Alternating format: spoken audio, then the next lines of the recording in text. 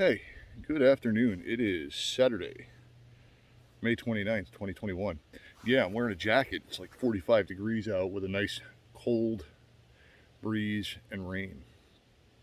So, what I've come out here to do today is run some rounds through probably my least favorite firearm of all times. And that is the Glock 23. So, what I have in front of me here is a cosmetically altered, internally factory Gen 4 Glock Model 23. We can see it's empty, right? So what have I done with this bad boy? Ameriglow Pro Dot sights. I'm not sure if you can see that over my shoulder there. I did the half beaver tail modification to it. El Cheapo Supremo magwell, so I can get my entire bear mitt on there. Remove the finger grooves, put a Talon grip on it, undercut the trigger guard, and gave it some gas pedals. And obviously a TLR1 HL. So what I'm doing with this bad boy today is trying out some magazine extensions here. Got a couple of different kinds that I'm going to try out. I've got these Strike Industries base pads that I want to try, and then these aluminum, I'm not sure who makes them, they're eBay special base pads. Yes, that is an ETS magazine. Anyway, we'll give these a shot, see if they work. You'll notice that what I pulled out of my pistol was an ETS magazine. It's a 13 round Glock 23 magazine. It functions fine. It, like every other magazine in the Gen 4 Glock 23, drops free sometimes it doesn't. So that's no fault of the magazine. Pardon the wind, I said it was windy out, right? This one functioned fine as a 13 round magazine, so I put an extra power spring in it, and decided to give it a try with the base pad. All of these magazines, by the way, have the extra power Glock 22 and 17 springs in them. So there is that. They all came with their own extra power springs. I prefer Wolf. Your mileage may vary. What am I going to be shooting it from? A couple of different things. From my concealed carry holster, Huckleberry Tactical, made for Glock 17, 22, 23, 19, 19X, 45, what have you, with the TLR1. In it goes. The other thing we're going to be using is this. It's a Safariland 6004 on a single, I don't know what you'd call that, single strap mounting plate that I painted camouflage for the area. I like to wear it up nice and high. That's where you're supposed to wear it. I carry in the appendix. Now yes, somebody's going to say, but that's a shiny belt buckle and you're all in green Gucci gear. I promise I will say 3 Hail Marys, do 4 press checks, spin around twice, and do my finest T-Rex arms impersonation. Anyway, I didn't come to talk, I came to shoot. Let me spin this around and I'll get you going here. Okay, so here I am about 10 yards from the target. First mag with those new extended base pads. My least favorite pistol on the planet. Don't make fun of my shooting too badly. Let's see what we can do. And these are going to be 15 plus 1.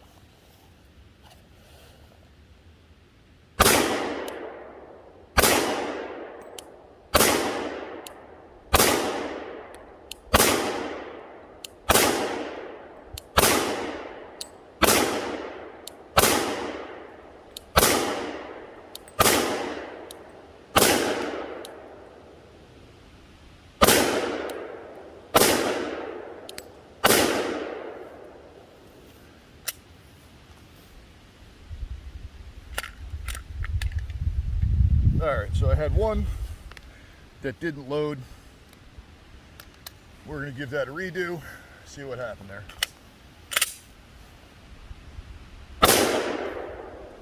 Locked back on an empty slide. We'll return on this one. So next up is going to be the ETS magazine with the aluminum base pad on it. See what that does. That also is going to be 15 rounds plus one. Just need to plus it up for you.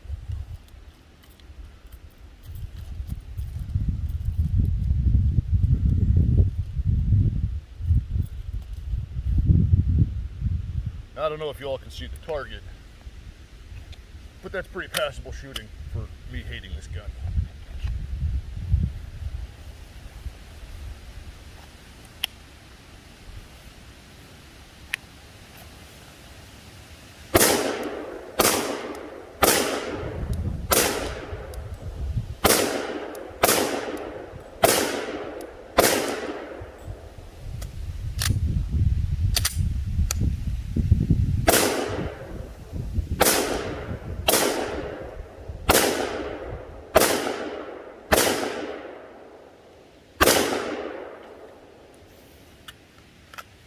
Alright, I had one bobbled round on that. I'd like to see where it went, just to see if it was the round or the magazine. I don't know. Put it back in and try again.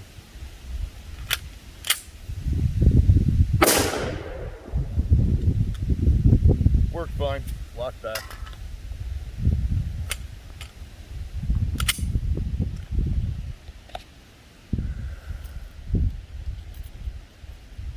The next one is a factory Glock magazine with the Strike Industries base pad on it, and I'm anticipating a problem with this one because there's a little clicking noise putting the last round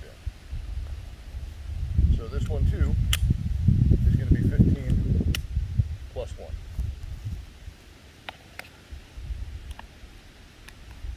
From the holster.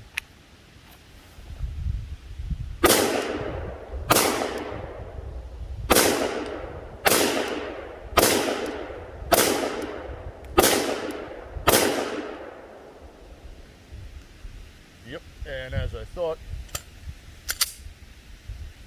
that one's a failure.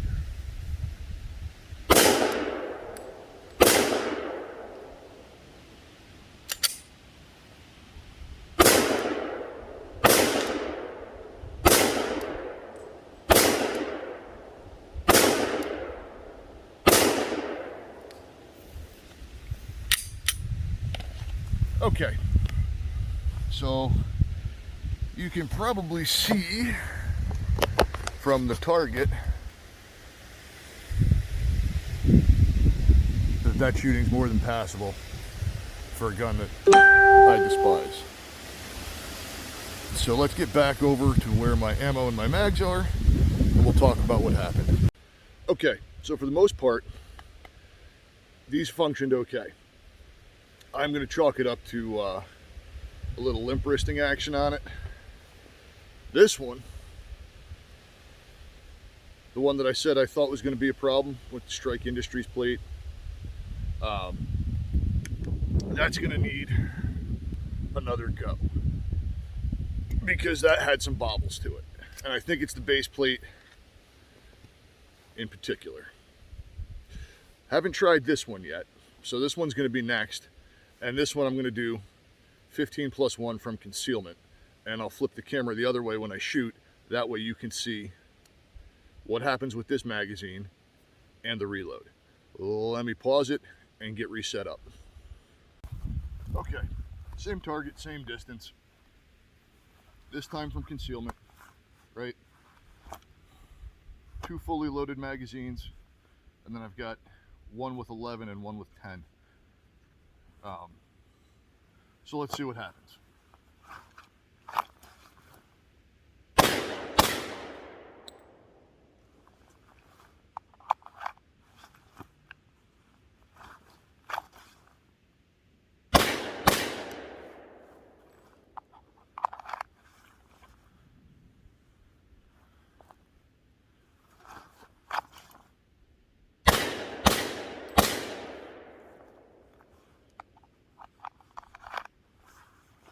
Alright, so what I can see I'm doing, might be the angle the target's on, from me to the target, but that's not an excuse, is I'm pulling everything high and left.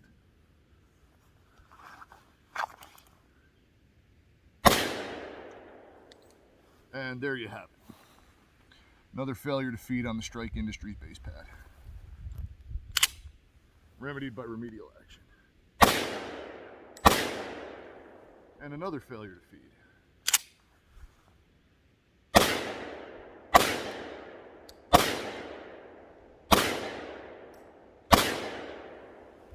And another failure to feed.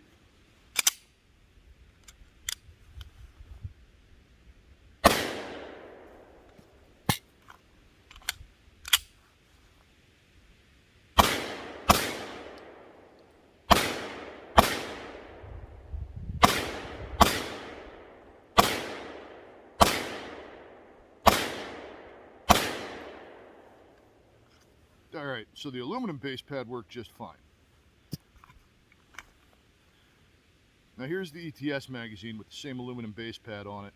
That bobbled at right around 8 rounds left the last time. It's loaded to 11, so let's see what it does.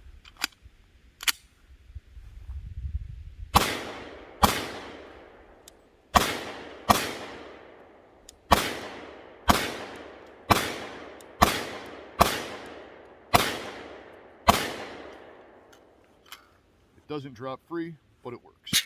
So the aluminum one is a go.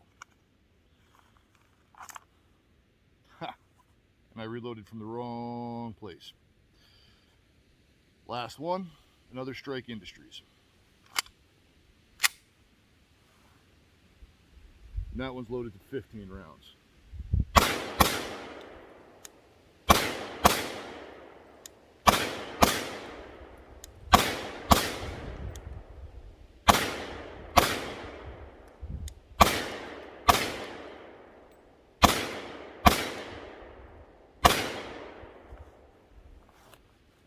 And that one functioned fine. So that tells me that with this specific base pad, there's a problem. So what I'll end up doing when I get home is taking it apart and looking at the inside. If it's something that just needs to be filed down, we'll do that. If not, I'll throw it in the trash and just put a standard capacity base pad back on it.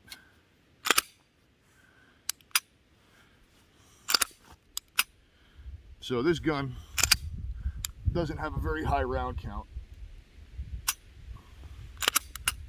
because, like I said, it was not one of my favorite pistols.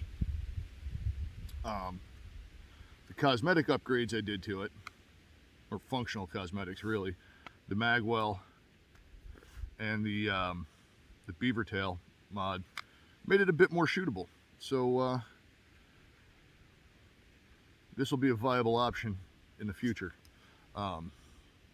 Since 40 caliber is a bit more available than 9mm. Pause the video, clean up my mess here, and we'll take a look at the target. Alright, so for the distance I was shooting, the 10 to 15 yards, that's, I'll take that as passable. Obviously you can see I'm pulling them to the left. That might have been angle, that might have been the wind blowing the target. I don't know, no excuses. Obviously, I need to work on getting everything centered, but I'll take it, considering I haven't shot this gun in like 6 months. Now, for the naysayers, they're like, but you're going to use those base pads after the problems you had? Yeah, I am. The one worked itself out. The one that didn't, I'm going to take a look at. And for the time being, I still have plenty of functional magazines while I dive into what's wrong with these. So when I get back inside and clean this up, we'll go over this a little bit more in depth. All right, catch you at the review table. All right, welcome to the tabletop. You're going to hear a cat in the background. So to sum up, now that she's cleaned up and ready to roll, there's one of those ETS magazines again. Nice and empty. Put that over there. I'm gonna leave the shooting footage in because, well, you can see where the extended magazine's bobbled, and you can see my human error in shooting. I don't speed it up. I don't edit it for groups and whatnot.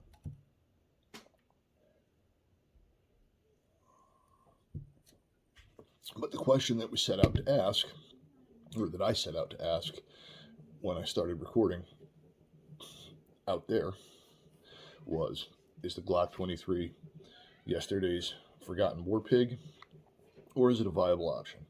So the long and short of it is, yeah, I would think it's still a viable option. Do I need work with it? Absolutely. But the enhancements that I've done to it, now you can see the sights, right? There we go. Right over my shoulder there. There's those nice pro dots.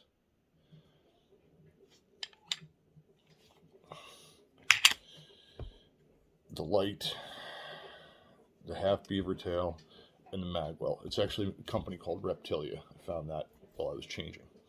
Allows me to get a good grip on it, really stand on it when I press the trigger.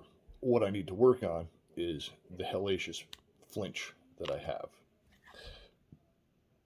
which is just a training issue on my part. Other than that, you saw in the footage that the gun grouped fine for combat accuracy. It worked fine, unless, like any other firearm out there, you go and put Gucci shit on it that doesn't need to be there. So the takeaway from that is toss the base pads, run the mags, right? This is the same, well, not the same, but the same as the ETS magazine that I had the base pad on. This works just fine. If I want 15 rounds, use a Glock 22 magazine. Doesn't stick out as much, still works, drops free. And if it doesn't, there's enough room to grip and rip. Now, the problem comes in with using the magwell is I need to reach in there and pinch. But so be it if I want to use the magwell. And I want to use the magwell, so that's that. Is the 40 a dead round? I don't know. I have enough of it that it's not a dead round for me, and that this is a viable option.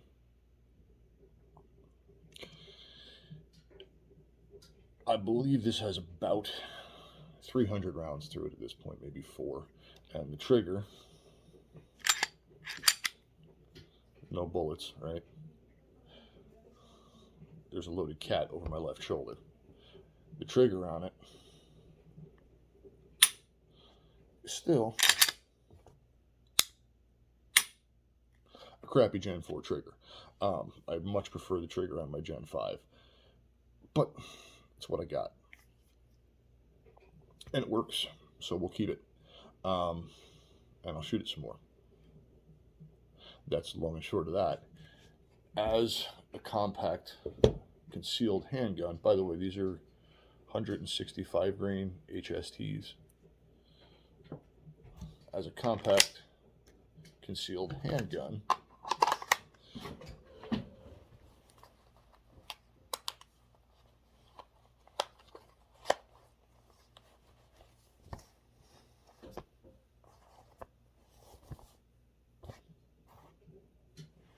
nothing to it, disappears.